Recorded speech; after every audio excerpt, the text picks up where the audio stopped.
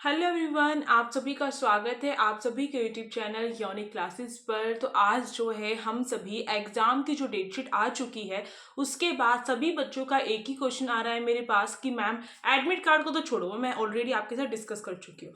एक क्वेश्चन मेरे पास ये आ रहा है कि मैम कुछ ऐसी स्ट्रैटेजी बताओ, कुछ ऐसी टिप्स बता दो, कुछ ऐसा बता दो कि हम जो है एग्जाम कर ले क्रैक अपना, है ना। तो ये चीज़ मुझसे बार बार पूछी जा रही है। तो ये जो है ये वीडियो उन्हीं स्टूडेंट्स के लिए रहने वाली है जिन स्टूडेंट्स को तहे दिल से बस यही चीज़ जाननी है, एक सही गाइडेंस उनको प्रोवाइड हो जाए और हम डेटशीट के अकॉर्डिंग एनालाइज करेंगे, क्योंकि काफ़ी सारे जो स्टूडेंट्स हैं उन्होंने एक साथ जो है कई कई डोमेन भी फिल की है ना। तो उनके लिए दिक्कत आ गई है। जैसे कि मैंने अभी अपने सामने डेटशीट ओपन कर ली है, मैं देखकर बताती हूँ कब कब कौन सा एग्जाम है, उसके अकॉर्डिंग हमें प्रेपरेशन करनी है। तो जैसे 19 से आपके एग्जाम स्टार्ट हो रहे हैं क्लास 9th के, और क्लास 11th के जो एग्जाम है वो आपके स्टार्ट हो रहे हैं 19 से ही, ठीक है। तो अब जो है हमारे पास दिक्कत आती है कि हम किस तरीके से प्रेपरेशन करें, किन बातों का ध्यान रखें। और ये जो बातें हैं मैं ऐसे ही नहीं बताऊंगी, मैं अपने एक्सपीरियंस के साथ बताऊंगी आप सभी को। और किस सब्जेक्ट पे ज़्यादा ध्यान देना चाहिए, किस पे कम ध्यान देना चाहिए, क्या टाइम टेबल होना चाहिए, सब कुछ आपको यहीं से जो है क्लियर होने वाला है। तो देखो भाई, जैसे 19 तारीख आ चुकी है, अब देखो इसमें जो है 9th क्लास के लिए पीवीए का एग्जाम 19 तारीख को है और 28 तारीख को स्टेम का एग्जाम है। उसके बीच में और भी एग्जाम है 9th क्लास को लेकर डोमेन की।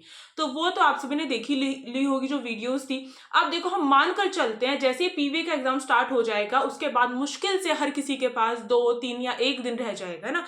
पीवी के बाद जस्ट पीवी के बाद 121 का है, उसके जस्ट बाद ह्यूमैनिटीज का है। यानी कि लगातार एग्जाम होने वाले हैं। किसी के पास 9 दिन बचे हैं तो किसी के पास 10 दिन बचे हैं, किसी के पास 11 दिन बचे हैं, पर बचे तो मैक्सिमम 10 ही दिन मानकर चलो आप सभी, है ना। अब जो है मेन दिक्कत यहाँ पर क्या आती है, मेन दिक्कत यहाँ पर ये आती है कि हम जो है किस तरीके से प्रेपरेशन करें, किन किन बातों का ध्यान रखें। और क्लास 11th के स्टूडेंट्स उन सभी का जो है सबसे पहला एग्जाम AFPS का है, आर्मी का जो एग्जाम है, आर्म फोर्स का, वो उसका सबसे पहला एग्जाम है। अब वो कैसे प्रिपेयर करें, डोमेन जो सिलेबस है उसको लेकर काफी दिक्कत रहती है कि कौन सा टॉपिक आएगा, कौन से क्वेश्चंस आएंगे, क्या चीजें करनी चाहिए। तो वो तो भाई मुझ पे छोड़ दो, क्योंकि मैंने पीवीए का जो सिलेबस है, डोमेन स्पेसिफिक जो क्वेश्चंस है वो मैंने डिस्कस किए हैं। तो वो वीडियो देखना बिल्कुल नहीं भूलना है। पीवी वाले जो स्टूडेंट्स हैं उन सभी को बता रही हूँ। अब देखो कैसे प्रिपरेशन करोगे, मैं हर डोमेन का एक एक पॉइंट बताऊंगी जिसपे आपको ज्यादा ध्यान देना है।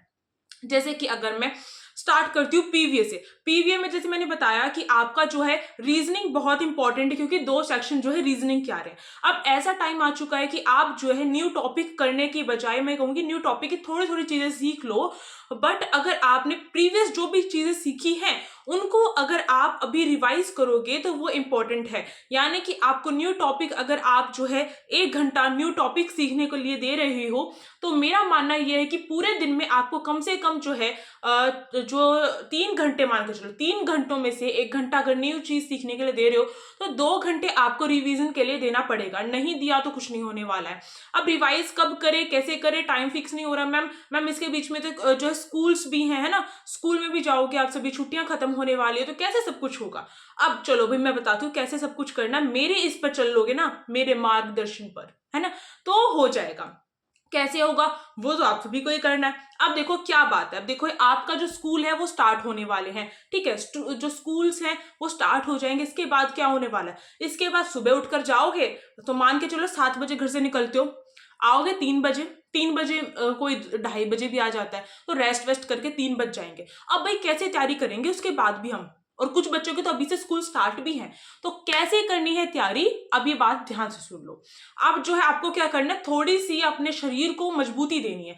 अब भाई ऐसा मौसम चल रहा है कि हमें जो है सर्दियां लग रही है, हमारी जो तबीयत खराब भी हो रही है, और हम जो है आलकस से भरे हुए जो है ना इंडिया के लोग हैं ना, और हम सभी जो बच्चे होते हैं तो हम तो बिल्कुल ही आलकसी होते हैं ना। अब उस आलकस को त्याग दो, बस कितने दिनों के लिए, मैं ये हाथ जोड़ रही हूँ, इतने दिनों के लिए त्याग दो। कितने, कम से कम 10 दिनों के लिए इस आलकस को निकाल फेंको। इसके बाद तो जिंदगी आपकी जो है खुशनुमा हो जाएगी। कैसे हो जाएगी, एसओएससी में आ जाएगा ना एडमिशन इसके बाद।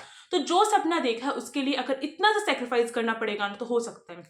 बहुत ही बेहतरीन चीज अगर मैं बताऊं आपको, तो देखो हर कोई जो भी कंफर्ट जोन में रहा है, कंफर्ट जोन का मतलब रजाई है आपके पास सोने के लिए इतने घंटे आराम से सो रहे हो, अभी नहीं कल कर लेंगे, कल नहीं परसों कर लेंगे, इस तरीके से शाम को कर लेंगे। हमारा मन भागता रहता है, हमारा मन बार बार हमें क्या बोलेगा, मेरा मन करेगा कि मेरा जो एग्जाम पास में रहे, मेरा मन डरेगा, मेरा मन सबसे पहली बात क्या करेगा, मुझे डराएगा। डराने से उसका क्या फायदा हो रहा है, मेरे मन का ये फायदा हो रहा है कि मैं पढ़ नहीं पाऊंगी। मेरे मन में एक डर बैठा रहेगा, एग्जाम में क्या आएगा, कैसे क्वेश्चन आएंगे, कैसे होगा, कैसे नहीं होगा, क्या नेगेटिव मार्किंग में मेरे सारे मार्क्स कट जाएंगे, क्या कट ऑफ सबसे ऊपर चली जाएगी, मैं रह जाऊंगी नहीं रह जाऊंगी, मेरी जो कट ऑफ है कैटेगरी वाइज किस तरीके से लग जाएगी। तो वट एवर इतनी सारी चीजें लोड हो रही है हमारे मन पे, तो यानी कि हमारा मन फोकस नहीं कर पाएगा। सबसे पहली बात, फोकस करना सीखो। फोकस करने के लिए जो है एक तरफ आपको, मतलब एक ऐसा करो, कहीं पर भी एक बिंदु लगा लो और उस पर ना अपना ध्यान केंद्रित करने की कोशिश करो 5 मिनट के लिए। थोड़ा सा फोकस होने की जो है आपके अंदर ये हैबिट आती चली जाएगी। इसके बाद दूसरा तरीका है मन को काबू करने का। जब भी आप पढ़ने बैठो ना, मन आपको डिस्टर्ब करे तभी आपको बोलना है। आपको बोलना है नहीं, इन बातों को बाद में सोचना है, मैं इन बातों को 1 घंटे बाद सोचूंगा, पहले ये चैप्टर कवर कर लूँ। समझ रहे हो उस बात को? मन को हमें धोखे में रखना, हमें मन को बोलना नहीं अभी नहीं यार, हमें सोचना है, बहुत सोचना है, 1 घंटे के बाद सोचेंगे। अब देखो दूसरा आपका सबसे बड़ा डिस्ट्रैक्शन जो है ना, ये मोबाइल फोन है। दूसरा सबसे बड़ा जो डिस्ट्रैक्शन है। अब देखो इसको लेकर अगर मैं डिस्ट्रैक्ट हूं तो मैं आप सभी के लिए वीडियोस नहीं बनाऊंगी, इसको लेकर मैं बैठी रहूंगी, मूवीज वगैरह पता नहीं क्या क्या चीजें आती रहती है इसमें, मैं वो सारी चीज देखती रहूंगी और मेरा टाइम पास होता रहेगा और मेरी जिंदगी सफल हो जाएगी, है ना। ऐसा नहीं होगा भाई, आपको अपने डिस्ट्रैक्शन को दूर करना है।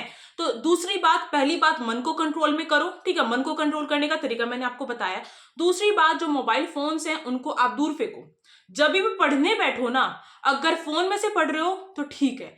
और दूसरी बात ये समझ लो, जो बच्चे बोलते हैं ना मैंने 4 घंटे की क्लासेस देख ली और मेरी तो पढ़ाई हो गई, अब मेरा सिलेक्शन तो पक्का होना है, वो बच्चे समझ लो आपने पढ़ाई कुछ नहीं की, अभी केवल आपने समझा है। पढ़ाई करने का मतलब क्या होता है? पढ़ाई करने का मतलब होता है कि हम जो है हम बुक्स के साथ पढ़ाई जो करते हैं ना, वो पढ़ाई करने का असली मतलब है। आपने मोबाइल में अगर टेस्ट लगाए हैं और क्वेश्चंस की आप खुद भी प्रैक्टिस करो, जैसे आप मेरे मॉक टेस्ट की सीरीज देख रहे होगे, जो मॉक टेस्ट जो 7 बजे आता है। अब मैं सोच रही हूँ कि एक दिन में मैं 2 मॉक टेस्ट डालने स्टार्ट करूँ, आप सभी मुझे जो है सजेशन दे देना, ओके। तो देखो ये जो मॉक टेस्ट आ रहे हैं, तो जब क्वेश्चंस होते हैं मैं हमेशा बोलती हूँ वीडियो पॉज करो और खुद एक्टिव रहो, एक्टिव बनो, एक्टिव चाइल्ड बनो। क्यों इतने आलसी मत बनो, एक्टिव बनो। आप तो अभी 18+ भी नहीं हुए हो, है ना, तो एक्टिव रहो। तो एक्टिव रहने का मतलब है ना, खेल कूद करनी स्टार्ट कर देंगे, वो भी करना है अपने टाइम पे, बिल्कुल करना है। बट जब आप पढ़ने बैठ रहे हो, मोबाइल से पढ़ रहे हो, तो ये ध्यान रखना है, लेक्चर समझा, ज्यादा घंटे का नहीं समझना, समझा, ठीक है। और अगर उससे फायदा मिला तो नोट्स जो है प्रिपेयर अपने खुद करने हैं, शॉर्ट नोट्स बनाओ। अब कहोगे मैम इतना कम टाइम बचा है, शॉर्ट नोट्स भी हम बना लें? बिल्कुल बनाओ। शॉर्ट नोट्स आपको तब फायदा देंगे जब आपका एग्जाम नेक्स्ट डे है और एक दिन पहले आपको सब कुछ रिवाइज करना है। एग्जाम से एक दिन पहले सब कुछ रिवाइज करके, जो बच्चा नहीं जाएगा ना फिर देख लेना, एग्जाम से एक दिन पहले सब कुछ रिवाइज करना है, उसके शॉर्ट नोट्स आपको प्रिपेयर करने हैं, ओके। दूसरी बात, जैसे मैंने कहा मोबाइल से पढ़ते हो तो आप अगर क्वेश्चन सॉल्व कर रहे हो फोन में से देखकर तो वो तो बेटर है।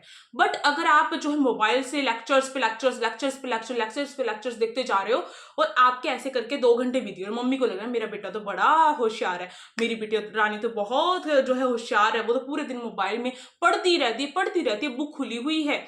बट बेटा वो पढ़ने की चीज नहीं है, उससे हम पढ़ रहे हैं, समझ रहे हैं, ये बात बिल्कुल सही है। अगर स्कूल में जाकर ही अगर कोई टॉप कर जाता तो क्या उसे जो है आके घर पे पढ़ने की जरूरत पड़ती? नहीं पड़ती ना। अगर मैं कोचिंग लेती और मेरा जो है कोचिंग लेने से काम चल जाता और मैं अपना हाथ इतना सा भी ना हिलाती, तो क्या मेरा जो है कोई एग्जाम क्रैक हो जाएगा? बिल्कुल भी नहीं। इसका मतलब ये है केवल फोन से जब तक आप पढ़ रहे हो ना, तो वो पढ़ाई में काउंट नहीं करने। अगर मैं आपको बोलती हूँ कि अपने दिन के 3 घंटे दे दो या 2 घंटे दे दो, ठीक है, 2 घंटे सेल्फ स्टडी को 2 घंटे दे दो, ठीक है, तो इसमें मैं ये बोल रही हूँ कि आपको अपने मोबाइल पर कोई ध्यान नहीं देना। आपको अपने मोबाइल में से अगर लेक्चर देख रहे हो ना, इन 2 घंटे के बाहर देखो, ठीक है, ये बात समझ रहे हो? 2 घंटे के बाहर जो भी चीज देखनी है वो देखो, मोबाइल में लेक्चर्स देखो।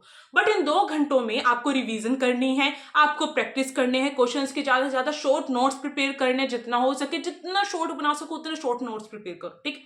तो इस तरीके से करना है। अगर इन चीजों को फॉलो करोगे ना तो बिल्कुल कोई भी नहीं रोक सकता है आपको एग्जाम क्रैक करने से। अब देखो, अब बात क्या आती है, अब बात ये आती है कि हम जो है कौन सी सब्जेक्ट पर अपना ध्यान ज्यादा करें। जैसे मैंने कहा पीवीए में जो है रीजनिंग सबसे ज्यादा आती है, 2 सेक्शन रीजनिंग के, तो रीजनिंग को डेली लगाओ। और हो सके तो अगर 2 घंटे पढ़ाई के निकाल रहे हो तो 1 घंटा आपका रीजनिंग में जाना चाहिए और 1 घंटा आपका जो है उसमें आपका डोमेन स्पेसिफिक हो जाएगा थोड़ा बहुत, और थोड़ा बहुत आपका जो है उसमें जो मैंने बताया था ना, इंग्लिश कॉम्प्रिहेंशन आ रहा है वो कर लेना प्रैक्टिस।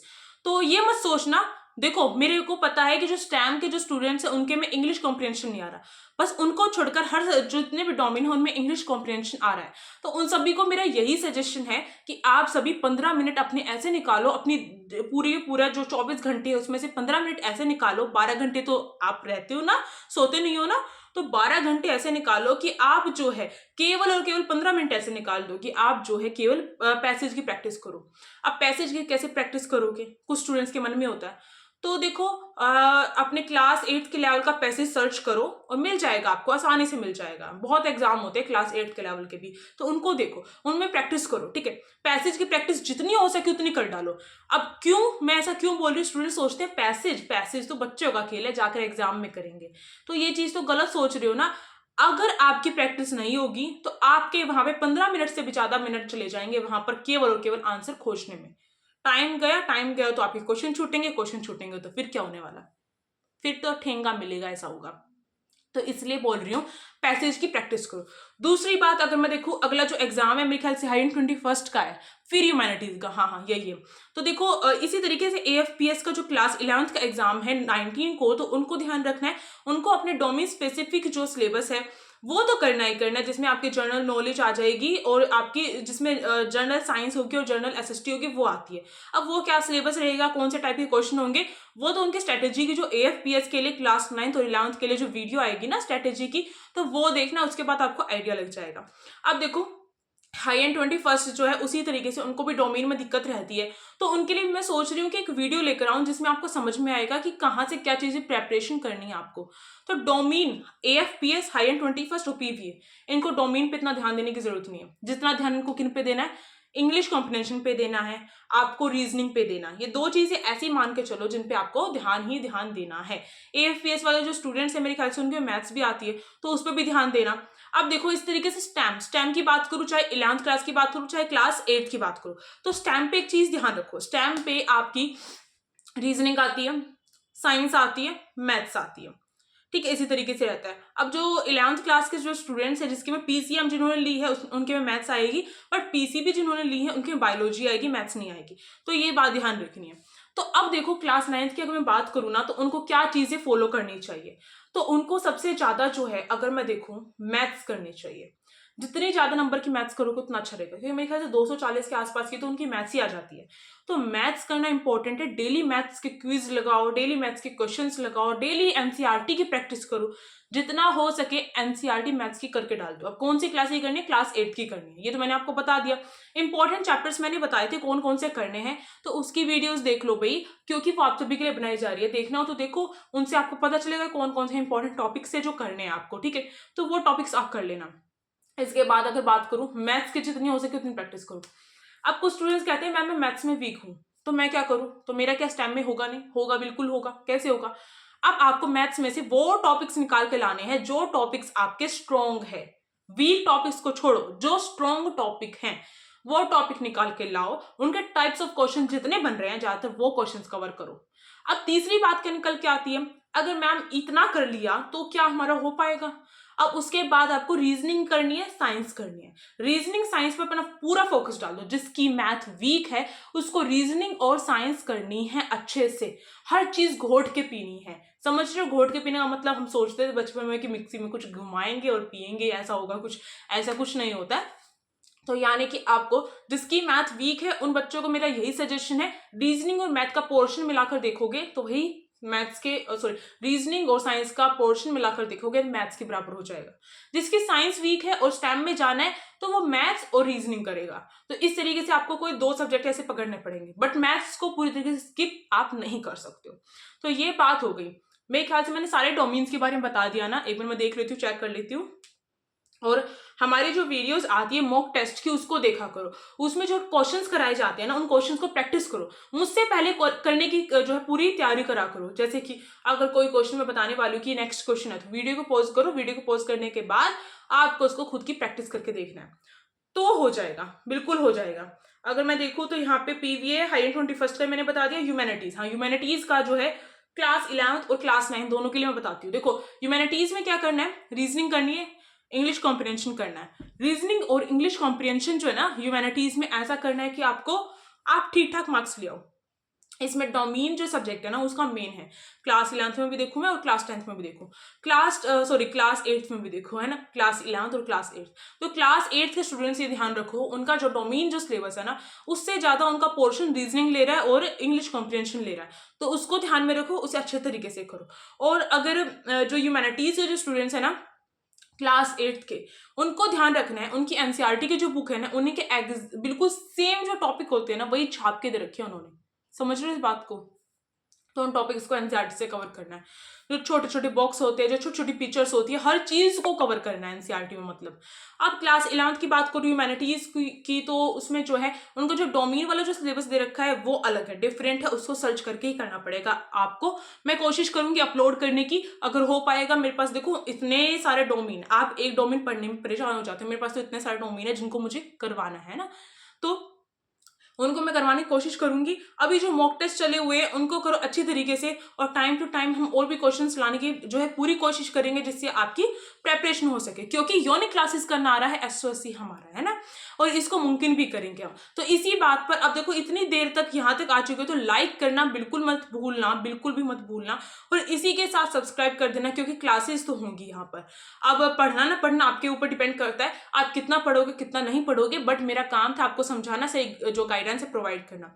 मैंने क्या क्या चीजें बताई, मैं दोबारा से रिकॉल कर देती हूँ। देखो मैंने बताया मन को काबू में करना है, ठीक है। मन बोलेगा ये चीज कर ले, वो चीज कर ले, थोड़ी देर के बाद कर ले, थोड़ा फोन चला ले, थोड़ा खा ले, थोड़ा पी ले, थोड़ा घूमा और ये सीरीज देख ले, ये वो कर ले, तो उस मन को बोलना नहीं, हम 1 घंटे के बाद करेंगे, पहले मेरा ये टॉपिक है, मेरी ये प्रैक्टिस है, मेरे क्वेश्चन है, उनको कवर करना है।